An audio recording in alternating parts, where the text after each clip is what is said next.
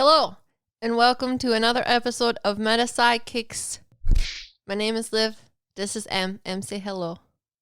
No. And we're your sidekicks to all things metaphysical, paranormal, and in between, because as psychic mediums, twin flames, business partners, and just your best friends of the entire universe, we're going to tell you about all the spoopy metaphysical stuff that other people talk about, but in a way that you've probably never heard other people talk about before. Today we're talking about the Madison Seminary in Madison, Ohio, because in addition to being super uber awesome mediums, psychic mediums, we also do paranormal investigations, thanks to Em. So she's making my worst dreams come true. You told me you didn't want to go when I said, I will do it without you. You have chosen to come to these places, so it is on you. You can't do that to your twin flame. You can't blame me for going to these places because you do not have to go. I'm either blaming you or the universe or both. Or you could just not go. No. And then you don't have to complain about it and blame me because guess what? It's not my fault. It's your fault for going. It's your fault. You did it. You started it. Yeah. And you told me I don't want to do it, so I found someone to do it with me. And now every time we go somewhere and there's a little girl spirit named Emily, I know it's you trolling me. It's not me. It's the demon that people think children are supposed to be when they're a spirit. Didn't you tell me you were a demon? What are you talking about? In our Bigfoot podcast, you literally say that you crawled out of hell as a demon and then turned into a child. Is that not what you just said? I should have said that in our twin flame You video. really should. So I crawled out of hell and here I am. Well, I was like, you had a nice childhood. Liv You're like, fell no, out I of the didn't. sky and I crawled out of hell. Like a baby bird. One of those ugly. Every baby bird is ugly. Yeah, that's why, because you don't have wings in your dreams. I have wings. Do you? Yeah, I just fly. Yeah. That's true. I have wings in my dreams. Which is interesting since I crawled out of hell. I did sell my soul to Beelzebub and I think he has wings, so. Jesus Christ. It usually looks like a bee or some shit. It's usually depicted as like some sort of bug. I think it's a bee. Not flies? Everyone says that the might be devil a comes fly. when it's I don't flies. know. In my car, he looks like a bee. I mean, when a you fly. say bees, I think about like the chubby bum bee pics that people put on the internet of just little fuzzy bumblebees That's what he looks like. with their tush sticking out But of he's a flower. black. Okay. That's what he looks like on my tarot card. I sold my soul to him. I know what he looks like. He's not a bug. For a can of SpaghettiOs. He doesn't look like a bug. She did not sell her soul to Beelzebub. I did. No, you Go did. listen to this soul contract video. That's what that video is all about, is selling your soul. Yeah, we you gotta asked. sign the contract. That just like, it blows my mind every time. Yeah, we asked people to ask us questions so that we About could soul answer them. contracts, and people literally thought that we meant selling your soul to demons with a contract. It is not that. But I did, in fact, sell my soul to Beelzebub. In inspiration of that video. Anyways, This is what we do for you. In addition podcast. In addition to that, we're going to be talking about the Madison Seminary and our investigation of paranormal magnitude that happened there. But we're also going to tell you about the history, because if you want to watch the video of us getting spooked and scared and possibly a mental breakdown, that is in the show notes where you can watch the video on YouTube. This is the podcast where we're going to cover the things that we did cover in the video and also what we didn't cover in the video. Are you ready? Buckle up. Hi, Phil Swift here for new Flex Super Glue. What's truly amazing is that our Flex Super Glue is so strong that just one drop virtually welds itself to the surface and can lift over 3 tons. Forget those old super glues. Get the one that's new. Flex Super Glue. Go to flexsealproducts.com/3-ton lift to learn more about how one drop lifted 3 tons. For demonstration purposes only. Liv went on the tour for this one, so I have no idea what any of the history is, other than the little bits that Liv remembered. Yeah. Yeah. I think I found most of it. Anyways, I mean, we got more like detailed stuff than what the internet has, but I found this on a Ohio Memory website, which is a part of the Ohio History Organization. So they say the Madison Seminary is okay. I also wanted to say that we're going to be talking about like the Civil War. So just to give people numbers, if you're a number person, I am not, but I like history. So The Civil War in America began on April 12th, 1861, and it didn't end until April 9th, 1865. So this is important for the Madison Seminary because the Madison Seminary was originally created or chartered in 1845 as an institute of higher education. It was located in Madison, Ohio, near the Lake Erie coast, and the original wood frame building was completed in 1847. However, it's supposed to teach priest or something? That's what Sam and Colby was saying, that a seminary teaches priest or something. Yeah, it was supposed to teach priests, but it also taught other types of children as well, as far as I understand. Types of children. Other... You're born a priest or you're not. That's what I heard from that. I was like, the type? Yeah, I was not born for the priesthood. I was born for the hood. Talk to demons. That's what this internet says. Jesus can save you. Isn't there a Holly... No. I don't know what you're talking about.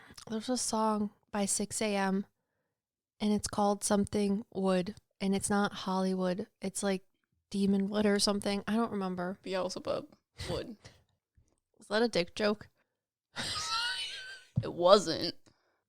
Anyways, seminary. The Madison Seminary was originally chartered in 1845 as an institute of higher education. Located in Madison, Ohio, near the Lake Erie coast, the original wood frame building was completed in 1847. However, a larger brick structure was added in 1859, providing boarding for up to 150 students in the school's heyday.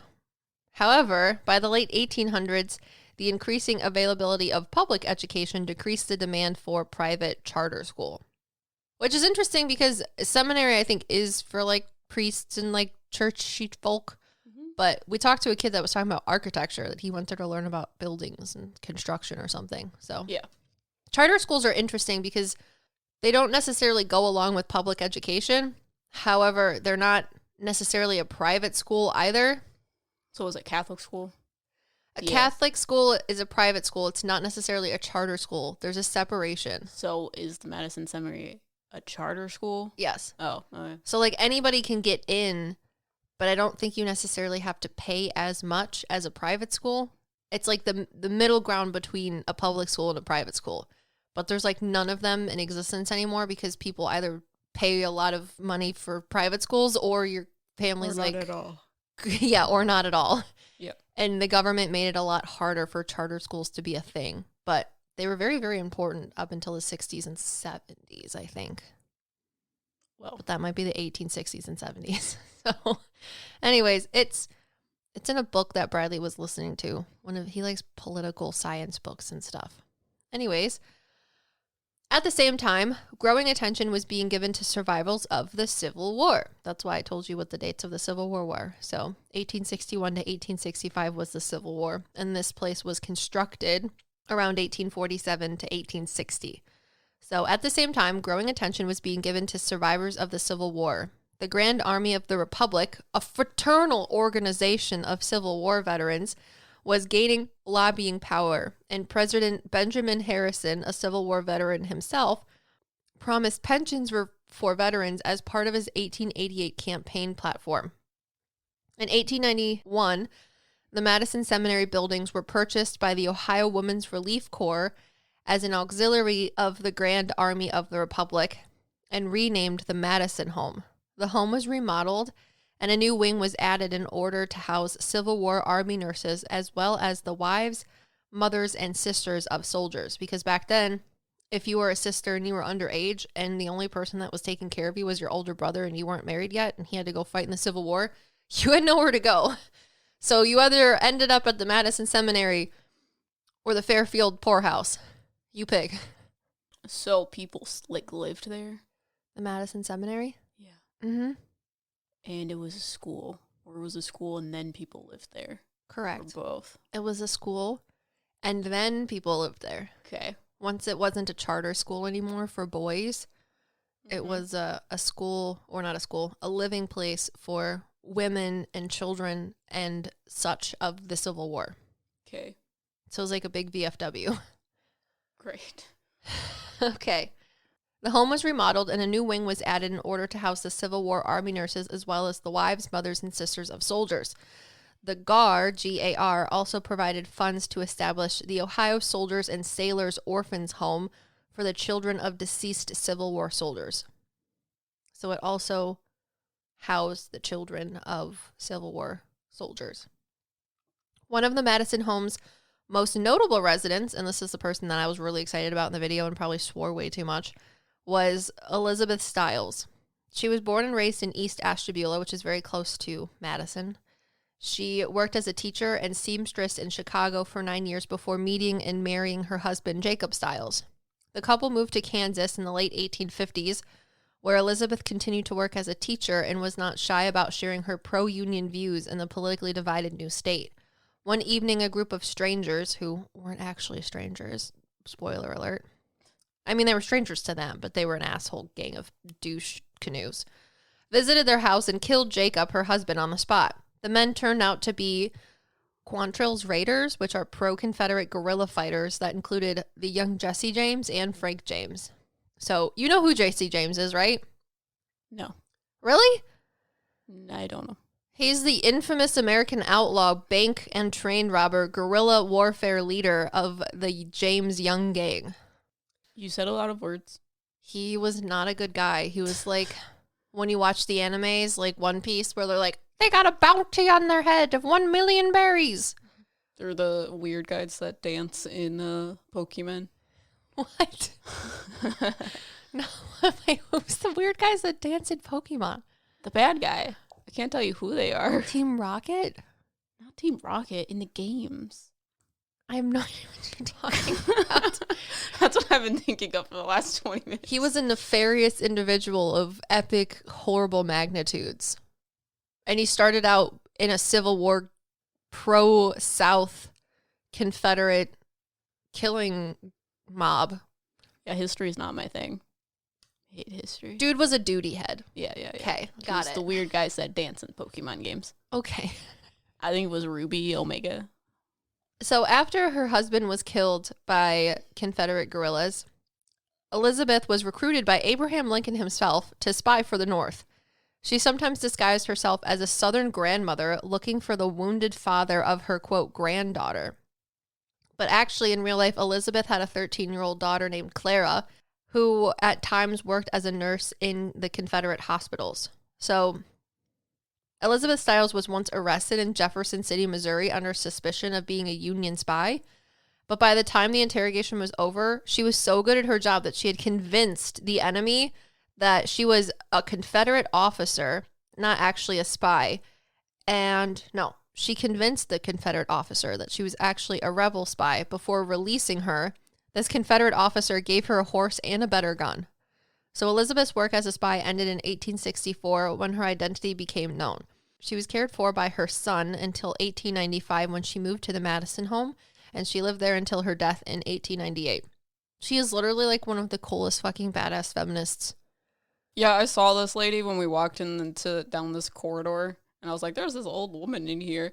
And Liv was like, what is her job? And then she gave me the hint of, what do feminists do? And I'm like, the fuck do you mean? That is not the equation to figure out she's a spy, my love. What do you mean? Well, she said that she told you that she wrote things. Yeah, you told me as a hint of her occupation that she's a feminist. Yeah. Feminist does not equal spy. Oh, I don't know. I think it does. No, it doesn't.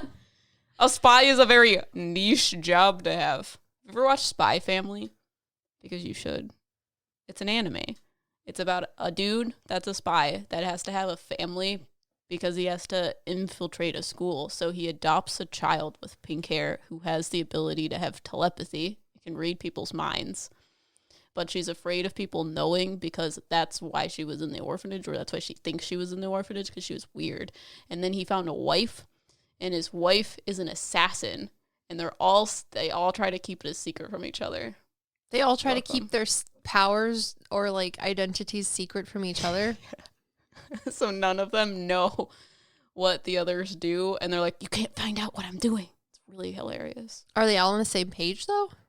What do you mean? Like, does the daughter help the dad and does the wife help the dad? Well, the daughter knows that the dad is a spy and that the mom is an assassin. So she's she the only one that is a knows. telepath that can read their minds, but she can't tell them that she knows because then they'll take her back to the orphanage.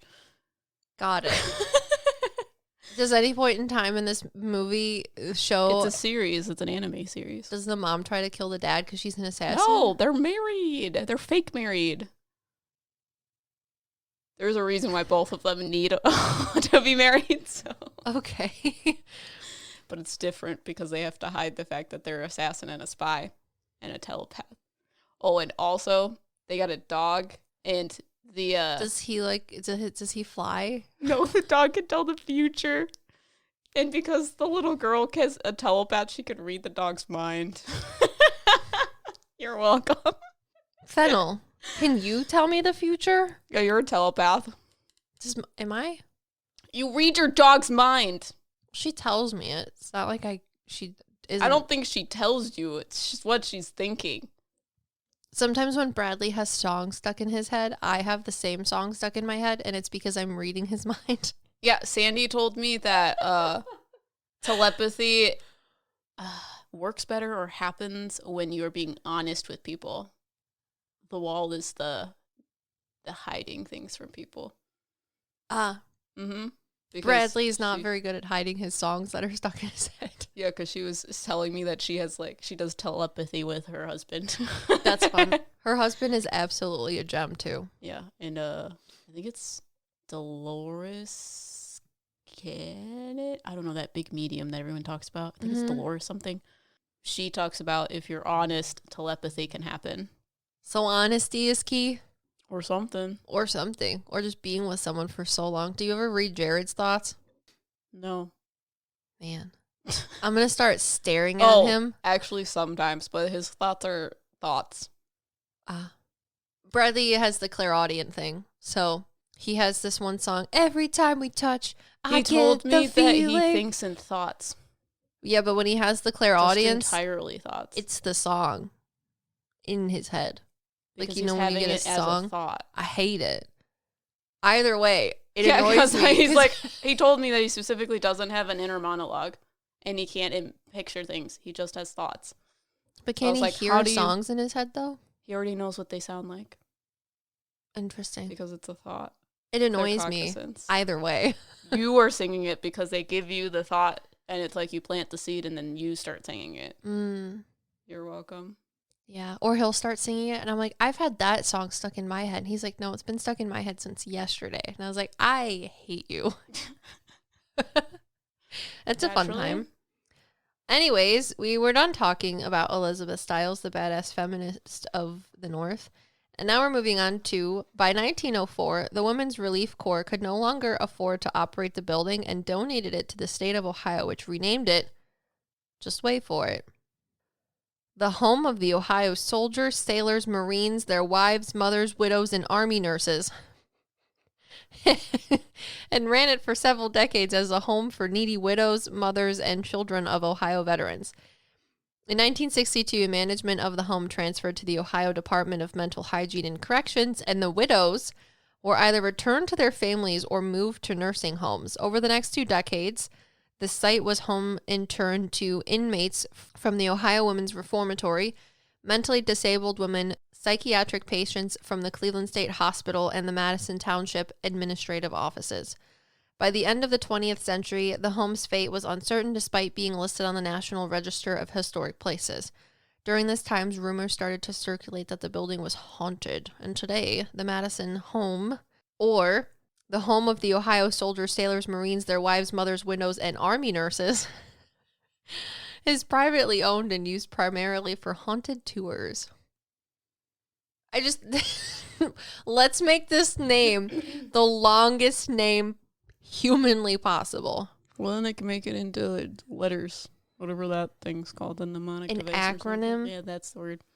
The HOSSMWMWN.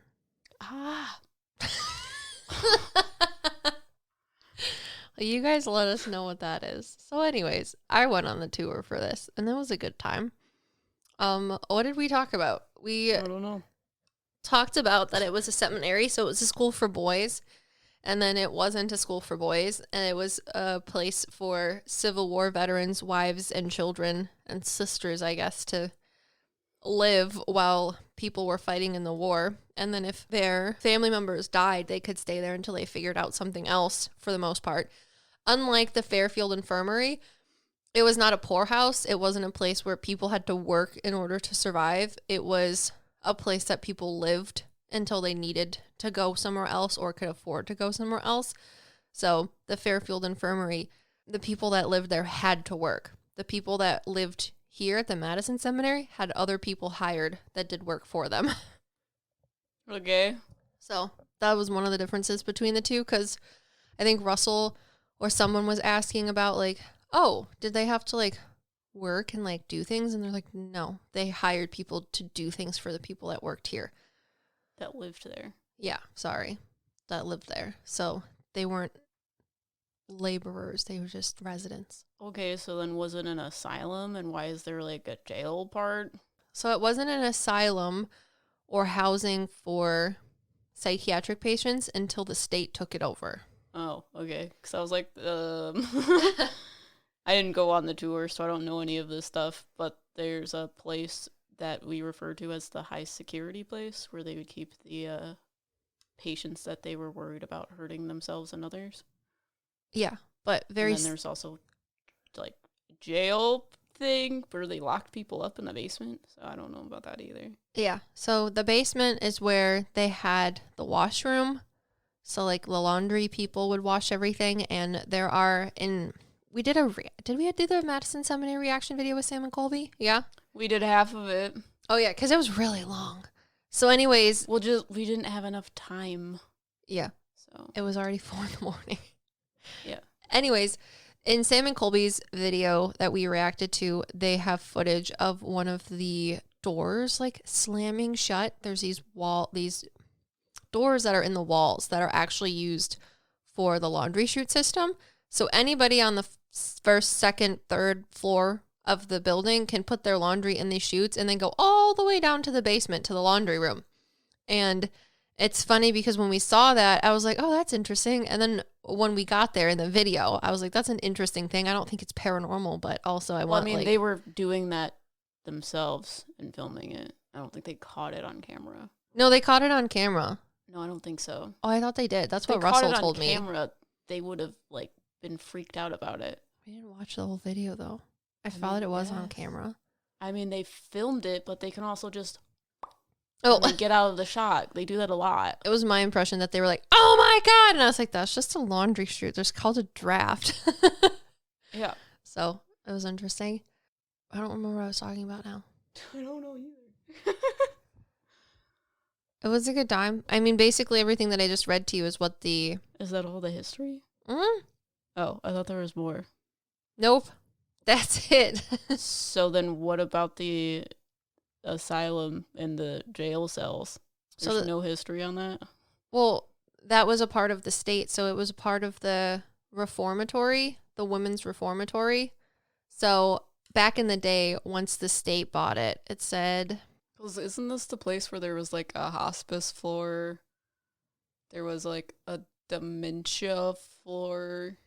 The hospice floor was for people that were passing, or older elderly people that were staying there, that were a part of when the building was related to the Civil War veterans.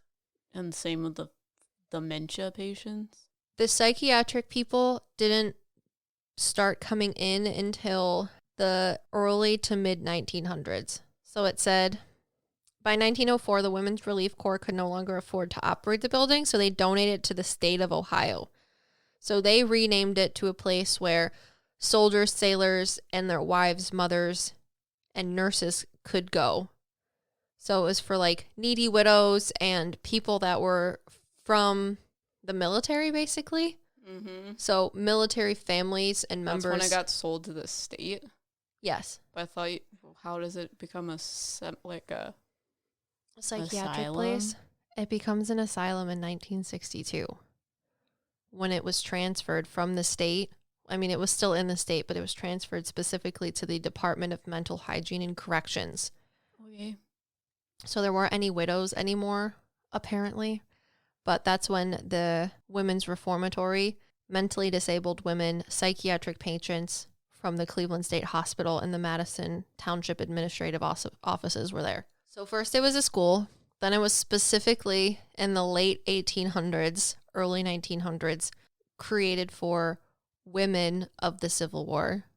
And then in 1904, it got transferred to the state, where it was for not just women of the Civil War, but military families, spouses, things like that. And then after that, in 1960s, that's when they had psychiatric patients and stuff. And the women's prison downstairs. Okay. Got it? Uh-huh. Okay. So it has a lot of history in it, and it's just a lot of things at once. So then do you have stories of the ghost stuff? Or no? Not as good as what we came up with. What do you mean we came up with? Well, at our investigation. Well, did the tour guide tell you about the ghost stuff? Yeah, I can tell you what the tour guide told us too. But according to hauntedhomes.com Jesus. or hauntedhouses.com, they went to this, or a place went to Paranormal investigate this place. And on different websites, you can find the same thing. So there's the spirit of a male nurse. And this is what they say about him, because we didn't talk to a male nurse, I don't think. So he is a very tall spirit. He has been seen sticking his head into each of the spectral patients' rooms to check on them. He's possessive of the room where he stayed while alive, and he took a dislike to one of the tour guides because she reminded him of someone he had issues with while he was living. And he openly showed his feelings towards her.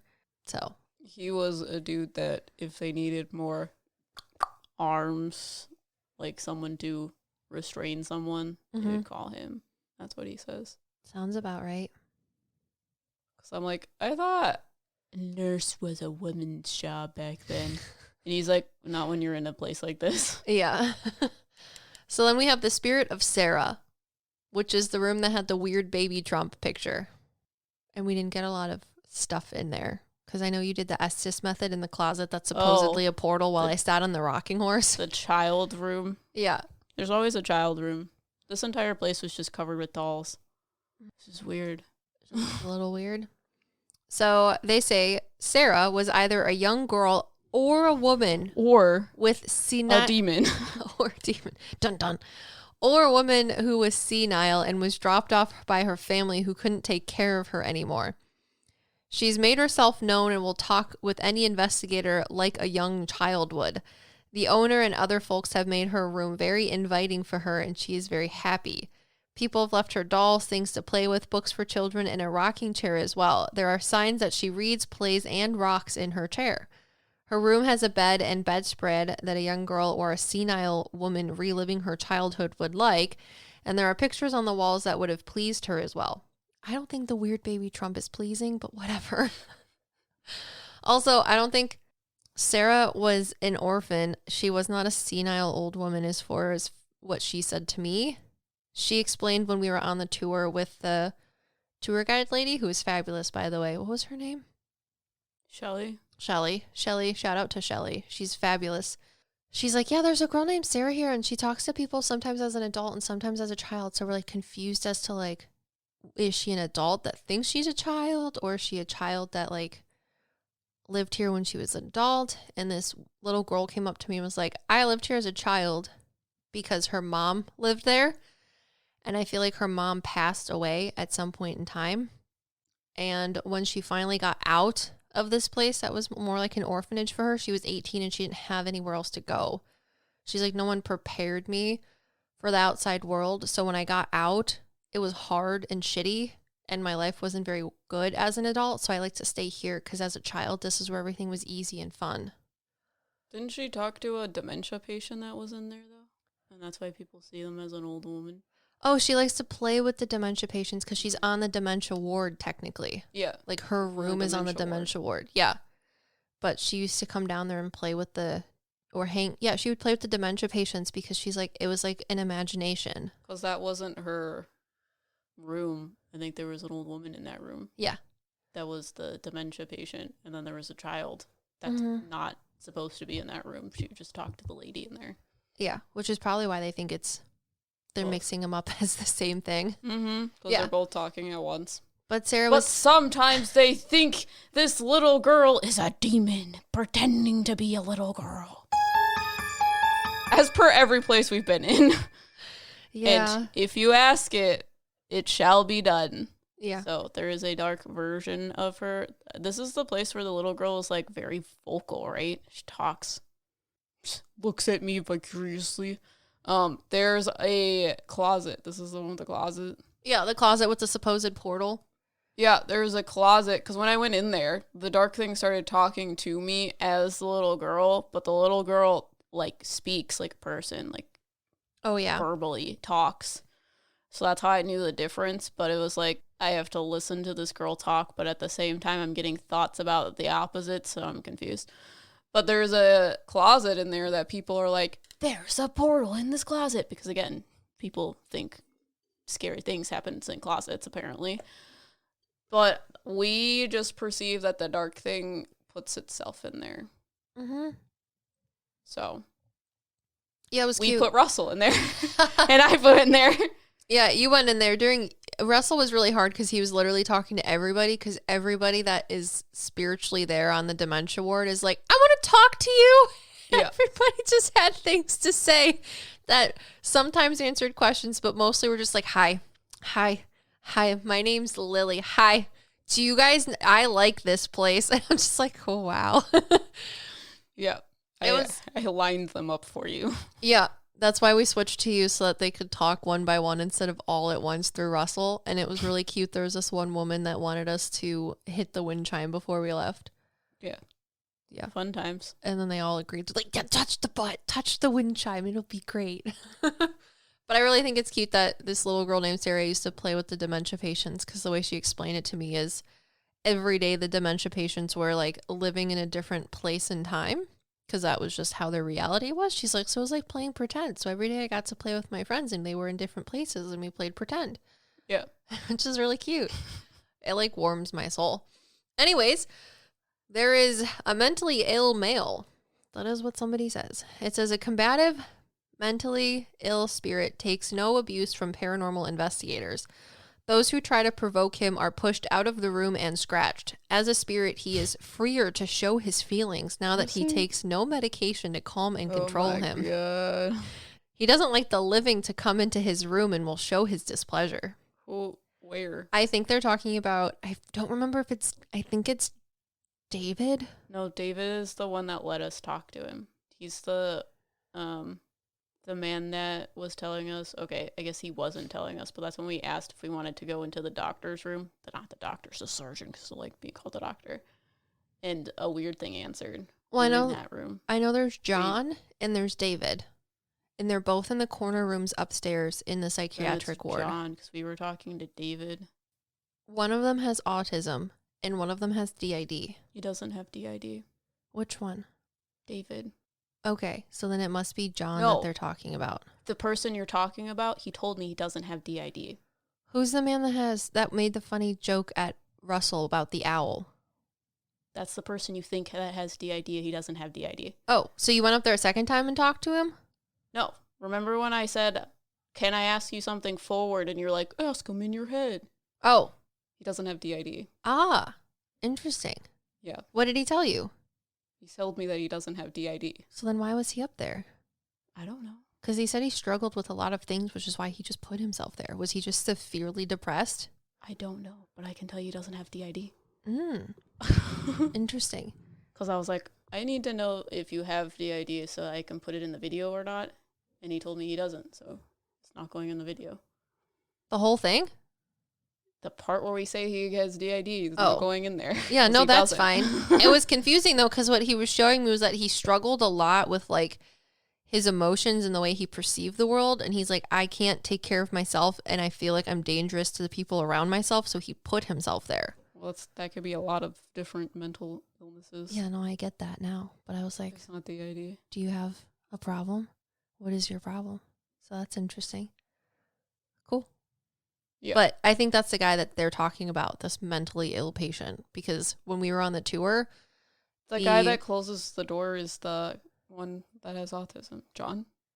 That's the other guy. I think that's John, and the other guy is David. Is that who you're talking about? The one that closes the door? No, I think the mentally ill male that they're talking about. Or are you... Oh. It says those Are who you try to talking about provoke him are pushed out of the room and scratched. He scratches people? Yeah. That's why I was like, we need to be careful about going into this room. And I was more excited to go into John's room, the man with autism, than David's room, because she was like, be careful if you go in this room, because the man that is in here is very angry and does not like to talk to people. He was not like that at all. No, he's not. That's why I was like, we can go in there, but we just have to be like different. So he's not mean at all. At all. He's very nice. People are just mean to what him. Scratches people? I don't know if that's him, I don't but think he scratches people, but there was a dark thing that answered one of our questions. that is true. Is that what scratches people? I don't know. It's not him. Probably not. But he gets out angry. So anyways. Interesting. Yeah. But that's what she told us. She's like, be careful if you go in this room, because the man that's in here, named David or whatever, I forget, is not nice and does not like people. So, but he was nice. Yeah, that room, I remember going in there and I saw a little kid sitting on the floor playing with the toys that were there. Uh-huh. And he described that people think that he's scary, menacing male presence. So that's why he was like, I'll show you myself as a child because you'll be less scared of me because you're afraid of male presences. Yeah. But he was very nice. And he burned Russell. Not actually. Yeah, not actually. Like, as a joke, like when you burn someone boom, with a got joke. him. Yeah. There was an owl that we could hear outside, and Russell was like, did you ever watch the owls outside of Listen the to the window? owls. Yeah, or something like that. And he was like, I'm not even going to answer that. You're an idiot. Of course I did. Anyways, so I think that's the person that they're talking about here. They say other third floor male patients. Twin boy spirits have stuck their heads around the corner of their rooms to watch investigators and tour guides. I think that's what people think at the end of the hallway on the psychiatric ward. So if you walk in straight and then to the left at the very end, when you see those two halls on the other side. Mm-hmm. Yeah. That's the scary thing. Oh, wait. Did you end up talking to the guy that was in there? Mm-hmm. Did you ever figure out what his story was? You never told me. I don't know what, like, his story is. We went in there and we had the REM pod, and I put the REM pod up, and he, like, he's a little eccentric, so he just kept making it go off and off and off and off and off and off. And because of that, there was a man that came forward that spoke on behalf of him, like a male nurse. Yeah. But our tour guide was explaining that people will see like two heads pop out on either side of the door, or on both sides, like two heads, one on top of the other out of one side of the door at the end of that little hallway. And it freaks them out. And I was like, those are not children. Yeah, no, you told me that they were the hallucinations of the Guy man at the that end of in the hall. Yeah. Yeah. Because that man has hallucinations. So whatever thing involves you having very vivid hallucinations to the point where you believe that they're actually there, even though they're very much not a human thing or a real thing that could possibly exist. Those are the things that are there. So when we were asking this man question that was advocating for the patient there, I was going to start asking about those little twin dark things. And that's when Anthony and Shelly were out in the hallway, and they were like, everything literally got physically darker. Like, it's darker down this hallway. And after that, because they started saying that, I asked this man, was this about the question that I had? And I was going to ask about the two little dark hallucinations that the man usually will have. Mm-hmm. So they are dark things. When you call them twins, because I don't see them as like human beings. No, I don't either. But when you called them twins, I see their eyes are white and they glow. Mm-hmm. But when you told me that they were things at the end of the hallway, I could see them before you told me about them, because I could see them like the shadows underneath the doorway in the back. Yeah. Which is why I was like, I don't want to be up here. They look like little crawler things. They're like skittery things. Yeah. The soul of the patient was also very volatile. So like he could be very happy and babbly at 1 second and then babbly and angry at the second. And I was like, I don't want to deal with that. That's a lot. Yeah, that's why a man talked for him. Yeah. Because he was hard to talk to. Because he just, ooh. He was very clairaudient. It was hard for me to like simmer down. So clairaudient and clairsentient. So I'm glad that we also went into the surgeon room too. Yeah. The surgeon room, apparently there's a male presence that prefers to be called a surgeon and not a doctor. And when we were in that room, we were talking to a man and a woman. The first time I walked in there, when we were doing like the walkthrough, I saw this dark thing standing there and it like turned its head and stared at me. But when we were doing our investigation in there was a man and woman talking about things. They like wouldn't allow the weird man to talk. So I asked them if they did like weird experimental cliche things to the psychiatric patients that are there, like shock therapy and like cutting into people's heads, and they told me that that was true. Because I asked Shelly too, I was like, did they do things like that? And she was like, it's speculated, but there's no proof that things like that would happen. Because that's the immediate response that I got when I walked in there. So I asked the two souls that were there and the flashlight went on. So yeah, I'm glad I didn't go in there. You're brave. I did not want to. Well, I mean, there's a lot of souls up there keeping people safe. So it's not a big deal. I had fun when we were in the common area where the orphans or like the children would stay. Or the everybody common did. area. It was really cute though. They were having a good time. I like when we asked what their favorite song was, and the one person said Love, which is a song from that time period. That was my favorite part. Okay, so they also say that there's the spirit of Elizabeth. So Elizabeth Stiles, she makes personal appearances in front of staff, not shy at all. She's usually wearing middle to late 1800s attire, and she likes to float around the house and is very just content with things. And mediums say that they will talk to her just like she was a person of like when she was alive. There's also apparently the spirit of a boy that sources say, or a source says that his name is Stephen. And he just likes to bebop around there. So, I don't know. That is what the hauntings that I could find on the internet of the place are. Interesting. Yeah, literally. That's it. So the other things that happened in the attic, John was the other male patient that was in that corner. We wanted to talk to him, so we walked into his room. And while we were walking out, the door started shutting because Liv, when we walked in there, was like, "Oh, his mom's saying that he doesn't want to talk to us right now."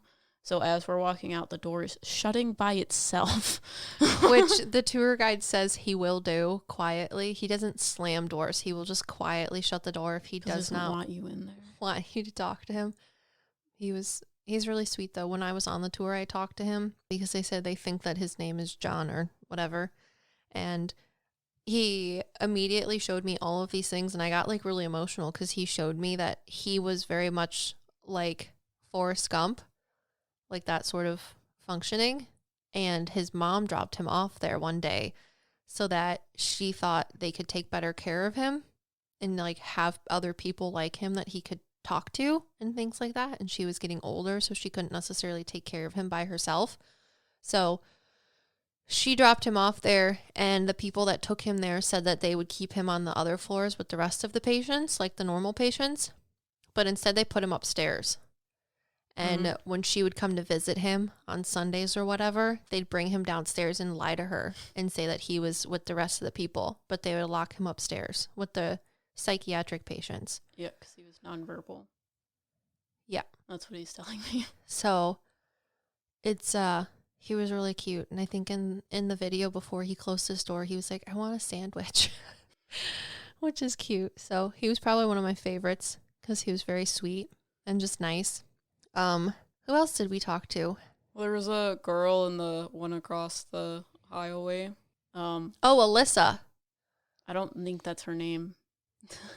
Well, the tour 'Cause guide said you that they don't. told the tour guide, she said that she tells people a different name every time. Yeah, And B, when you said Alyssa, it resonated with the tour Shelley. guide. Yeah. So her name's not Alyssa. Yeah, but I think it's cool Oh, got you. because they I was know like, it's things. definitely not Alyssa. Well, the tour guide gets along with this soul a lot, but she said Yeah. that this soul is very clairsentient. So when she goes into that room, our tour guide has gotten overwhelmed with clairsentient feelings before, and she's had to been like taken out of the room physically because she was too engulfed in this feelings or sensations that the soul was giving her.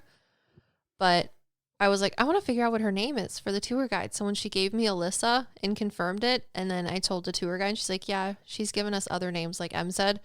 She goes, but one of her family members has a middle name of Alyssa, but they're actually named after another family member. But she goes, this person of Shelley's family goes by their middle name, which is Alyssa. And she's like, so that freaks me out. So that was kind of cool. But yeah. So when I was doing the walkthrough, all of the people that were in these, like the souls that were in these rooms, they were all in the back corner. So I walk into her room and I see her like hiding behind this wall. And she says that that everyone is hiding behind the wall because when the nurses or staff would enter their rooms, it was required for them to be away from the door because they were afraid of like being attacked or someone trying to leave, something like that. mm-hmm. But we talked to her for a while, and she was talking about all of the things that are happening now because it's more traumatic to talk about the things that had happened to her. Yeah. So if you start talking about the things or asking more about her, it upsets her, which is not good because you don't want to upset them. So she was happy to talk more about like current events and like little things about her. She knew about the baby because she was talking about bunnies, remember? I got you. It was really cute. I think she said she had a sister or something too. Yep. So, yeah. What else happened? That was all the stuff that happened on the top floor. We also did this stuff in the basement, but that's the rest of the stuff that I can remember. Yeah. So, when we were in the basement, we could also talk about the hole. You Yeah. didn't have any history on the hole either. No, just the rumors. But Okay, you let's know do those. a hole first. So, there is this room where they have started like removing the floor and started digging into the ground underneath the floor because it is believed that there was like a situation where there was a girl that was in a relationship with someone that was married. I think it was one of the teachers when it was a seminary. Okay. Yeah, and he was married. Then why is there a girl there? Well, I guess she was dating one of the teachers or a teacher when it so was a she seminary. wasn't a student there? No. Okay. She would probably just go there to canoodle with him. Well, apparently he had a wife. Mm-hmm. So I don't know the story exactly because you were telling me it and I was listening to what they were saying about it. Oh, okay. So there was a teacher, presumably, if I heard it correctly, when it was a seminary, and he was having an affair with a girl, and she got pregnant. So she went to the teacher to say, hey, I'm going to tell you and your wife that I'm pregnant. And he was like, that's a no-go, Chancho, and I guess killed her and then buried her in the basement. However, this girl was showing me that it was not like that. And she shows me that in this room where they have excavated the flooring because they're like looking for a body. They've had cadaver dogs and everything brought in there. They brought cadaver dogs and the dogs like marked a certain point in the floor, but their equipment said it was further over, so they haven't found anything yet. However, the soul was telling me that they had an argument in there and she was like pushed up against a wall while this man was screaming very loudly. So there was a rumor created that something had happened to her there, and that's why people believe that her like body was like hidden underneath the floor because it's like next to the wash area where the ladies were doing laundry. Yeah, so that's what we did an investigation in there, and they were kind of validating that type of information. But I think that because she, like, disappeared, I feel like she went into the forest and, like, was having a hard time, if you get my drift. So, Yeah. I don't think she was killed. There. Yeah. Yeah. So, that is the whole room. Sam and Colby go in there, and they have, like, one of the dudes just, like, go into the hole with a K2 meter. And, like, a dark thing is, like, having their time with them. Yeah. It's It's interesting. Now, the scariest part of the whole place was the rooms that they kept the reformatory girls in. Surgeons keep our hearts beating.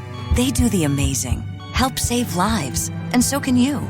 Your CSL plasma donation can help create 24 critical life-saving medicines that can give Grandpa the chance for his heart to swell when he meets his new grandson, or give a bride the chance for her heart to skip a beat on her wedding day.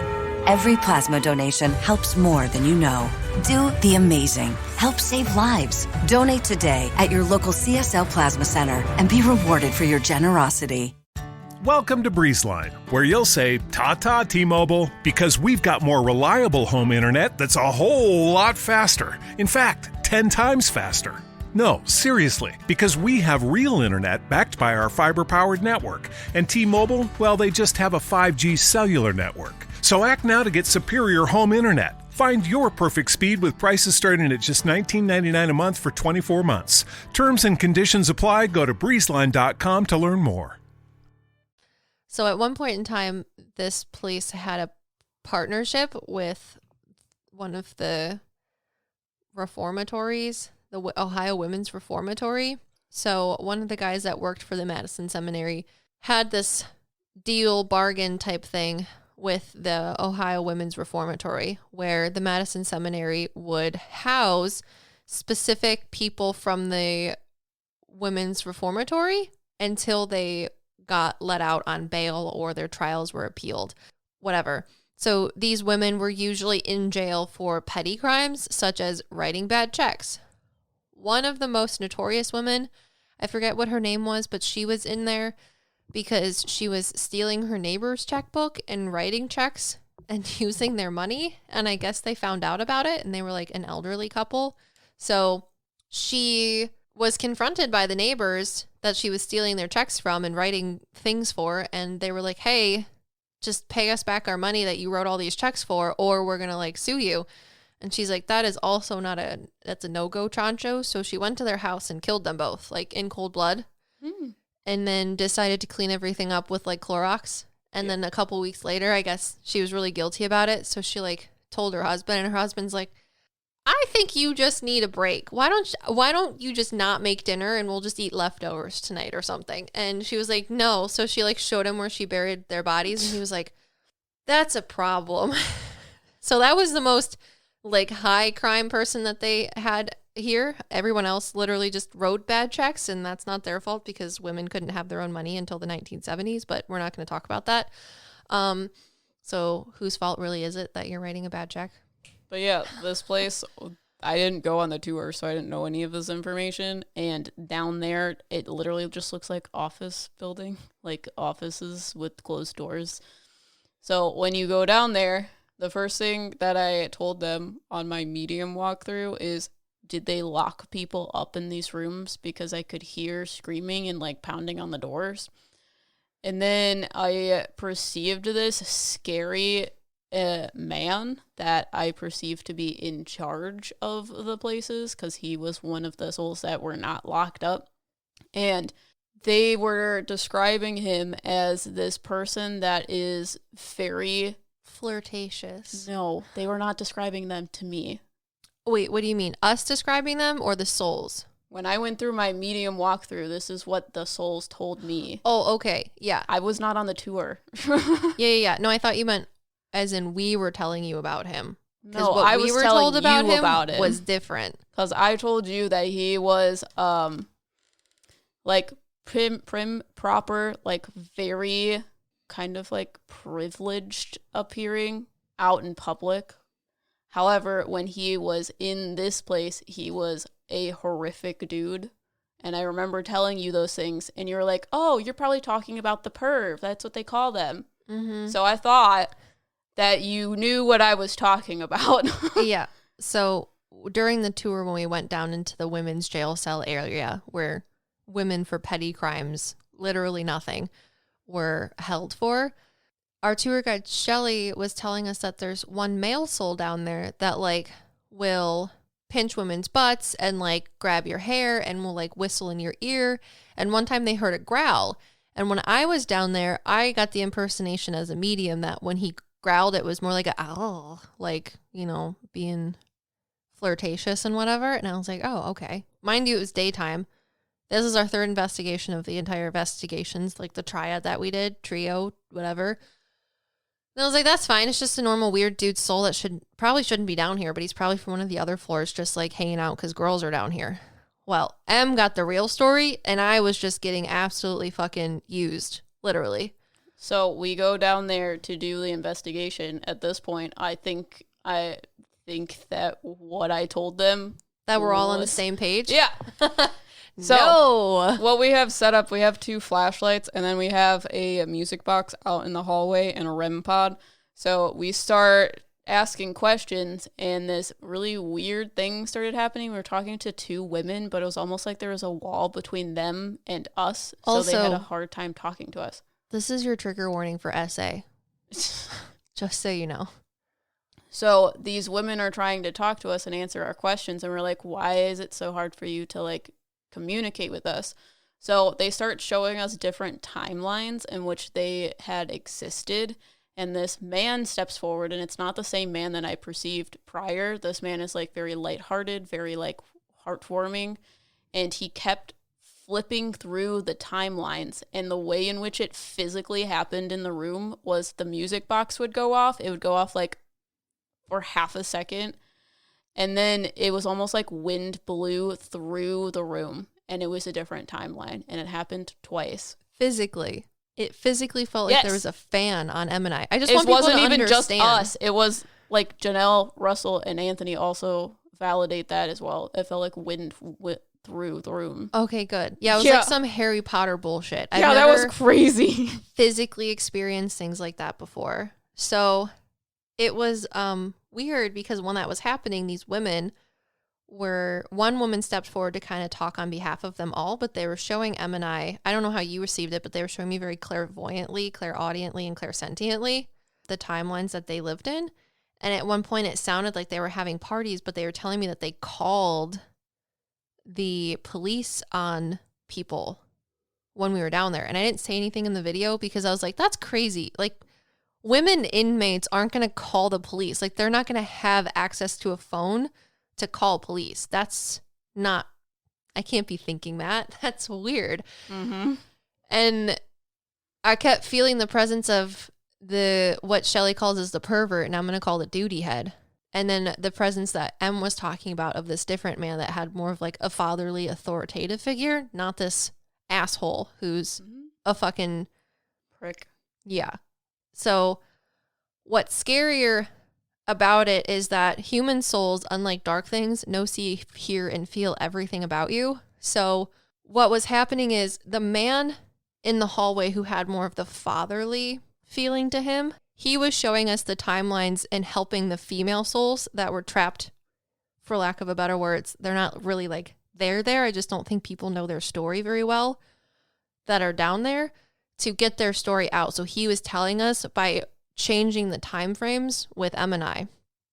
So it was weird to try and understand his information while this asshole of a soul was trying to tell me what he wanted to say about things. That's why the women can't talk. Yeah.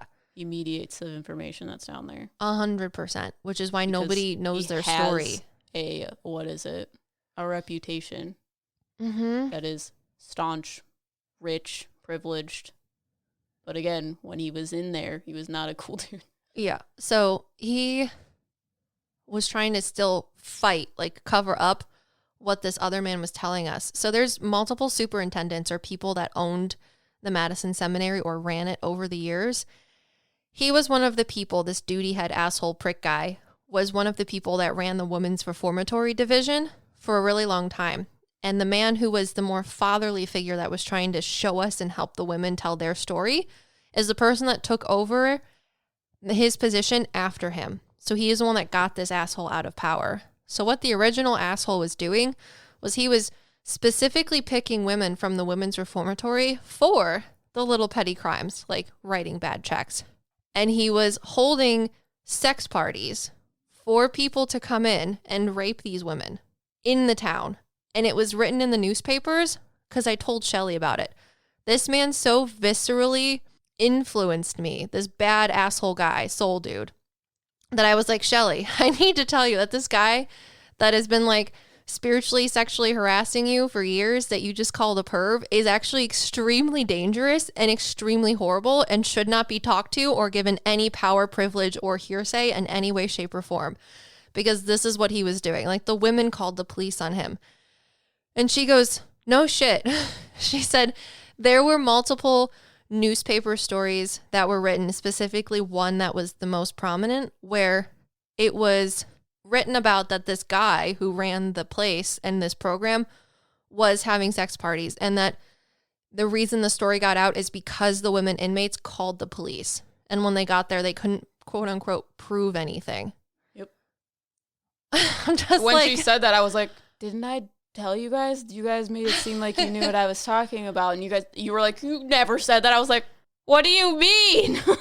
yeah. I was very confused when you said that. I was like, I thought they told you that. I thought you validated that. I thought this was over. No. And that's when he started walking down the hallway. And that's when the music box, like, someone was walking towards the music box. Yeah. So he even tricked me. And if you go there, don't talk to him. Because he doesn't deserve any validation or anything ever. Because he's literally human scum. Mm-hmm. And I wish there was a hell that existed for him, honestly. He's living in it. You think? I hope saying this. He didn't want you to say that, right? That's why he was mean to you. That's true. That's why he prevented those girls from talking to us. That's true. Yeah, I hope this brings a hell on him. Everybody that listens to this. Because he is absolute human scum, and I wish nothing for him, because he said some horrible, horrible things to me. I've never been so physically influenced by a human soul in my entire life. So, would not do again. Rest of the Madison Seminary, great. It wasn't Except that... for the bathroom. Those bathrooms were horrible. Oh, yeah, the bathrooms are... Yeah. I would rather take the dark things at the Fairfield Infirmary over that fucker any day. That was not a good experience. But yeah, human dark stuff is weird. I appreciate you guys listening to me because that was hard for me to say because it was a lot. But also, people need to know that he's a fucker. Mm-hmm. So, whoever he was. But the fact that Shelly validated it was crazy. But do you want to talk about the bathrooms? The bathrooms are also just fucked up. I'll tell you what I experienced in the bathrooms. Okay. Yeah, because it was a girls' bathroom. The boys' bathroom, I don't think I got the same stuff that you wanted me to. But the girls' bathroom, I walked into this bathroom and I was like, oh, there's a lady in here. And you're like, uh-huh. And then I see this lady, her head gets smashed into one of the sinks. And then I walk around the corner because you have the two sinks. And then around the corner, there's like a wall. And then there's a bathtub. And I walk around the corner and there's blood all over the floor. And I was like, okay. And I walk back over to Liv and I was like, there's blood over there. And you're like, yep. So what happened? And I was like, well, this lady is telling me that she can't give me the information because my brain won't accept the information, which is interesting to me because, A, the reason why I couldn't accept the information is because it's triggering. And a lot of people are like, ask us questions of how do you protect yourself, blah, blah, blah, blah, blah. When I get triggering information, it's like the videos in my head are unenabled, so souls cannot use them. Unenabled. Yeah.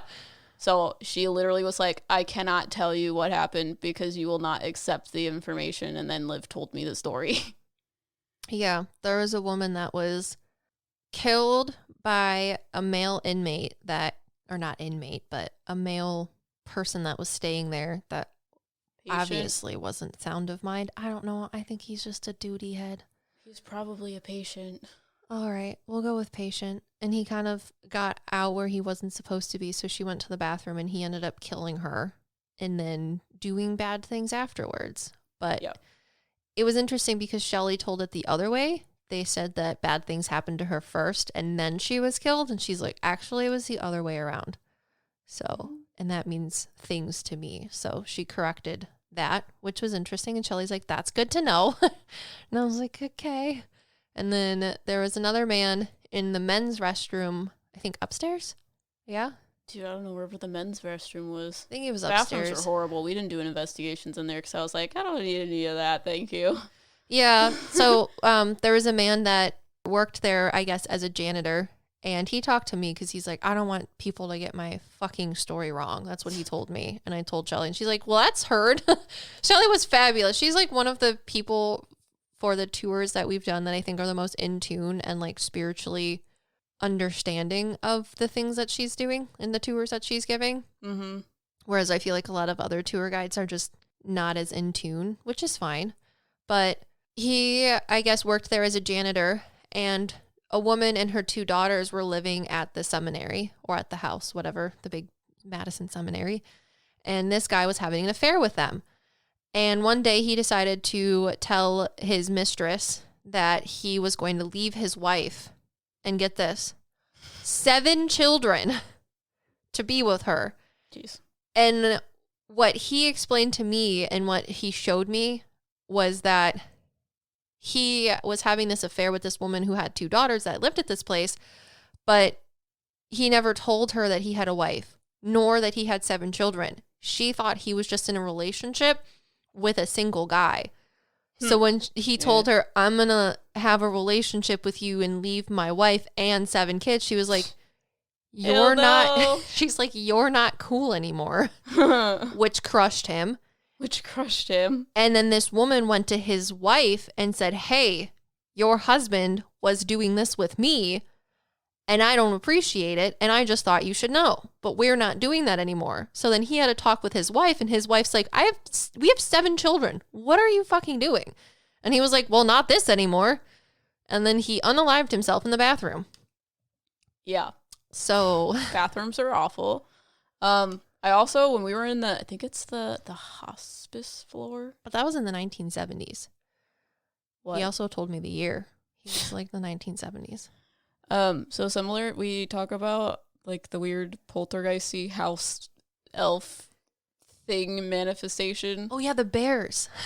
That was in the Franklin Castle, but in the Madison Seminary, they looked like big black bears, and they gave me the claircognizant idea that they were like the badger moles from Avatar: The Last Airbender, and they were the manifestations of the seminary itself. So the house, like we went to Skinwalker Bridge with Patrick, and the bridge was talking to us because it had enough energy in order to communicate to us.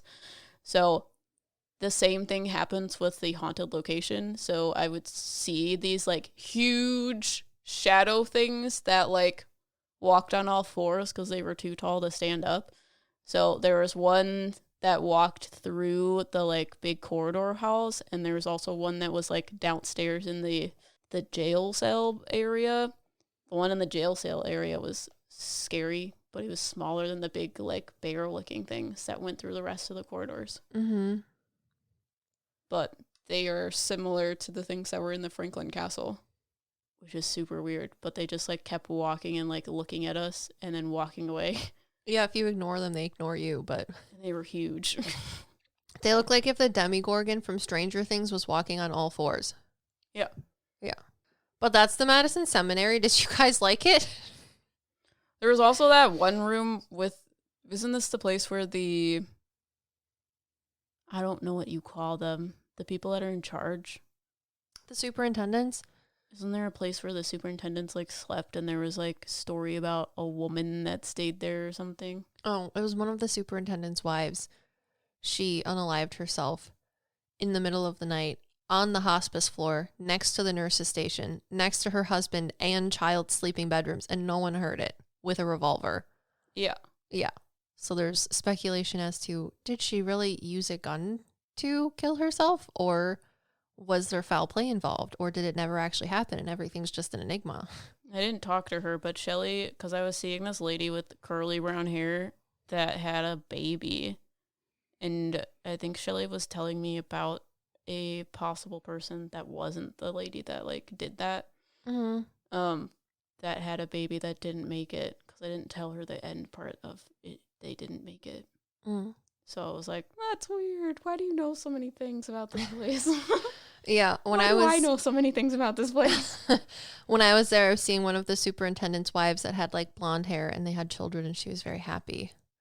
She was related to one of the superintendents with like the last name of H or M. I don't know. I'm dyslexic. It's in the video. Yeah, if you guys seeing someone that was blonde or something. Yeah, and she was very like sing-songy and very happy, and she told me which superintendent she was the wife of.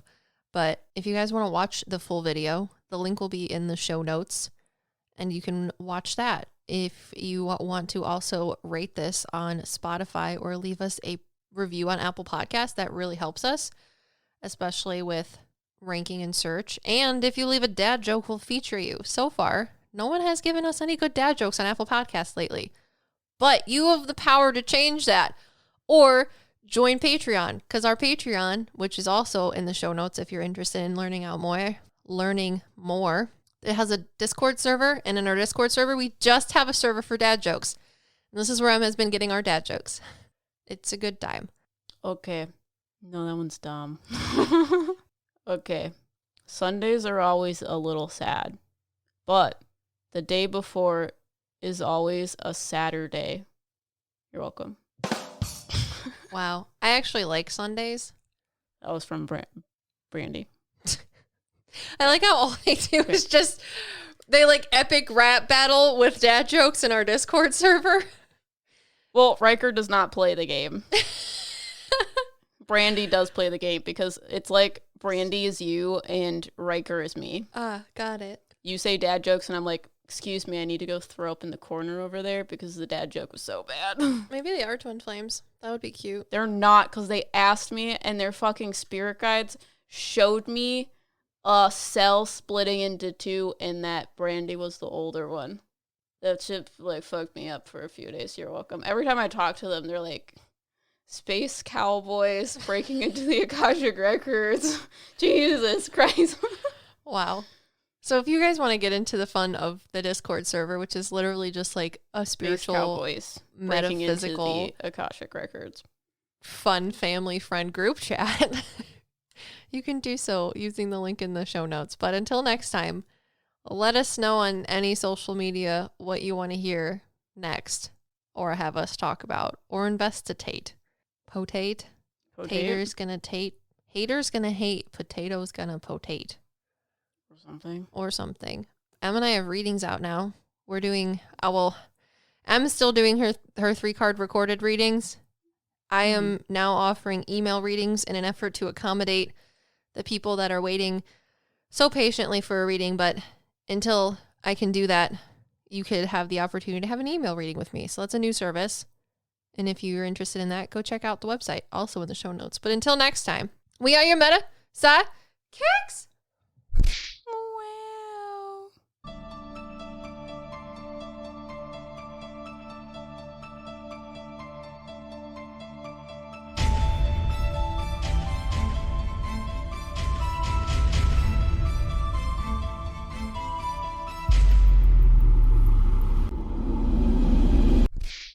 When I was in college, we had to look at our hair underneath a microscope to see if it was healthy or not. And my hair was super healthy. And every day I straighten that bitch.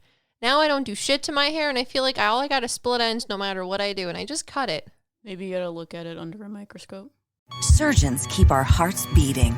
They do the amazing, help save lives. And so can you. Your CSL plasma donation can help create 24 critical life-saving medicines that can give Grandpa the chance for his heart to swell when he meets his new grandson, or give a bride the chance for her heart to skip a beat on her wedding day. Every plasma donation helps more than you know. Do the amazing. Help save lives. Donate today at your local CSL Plasma Center and be rewarded for your generosity.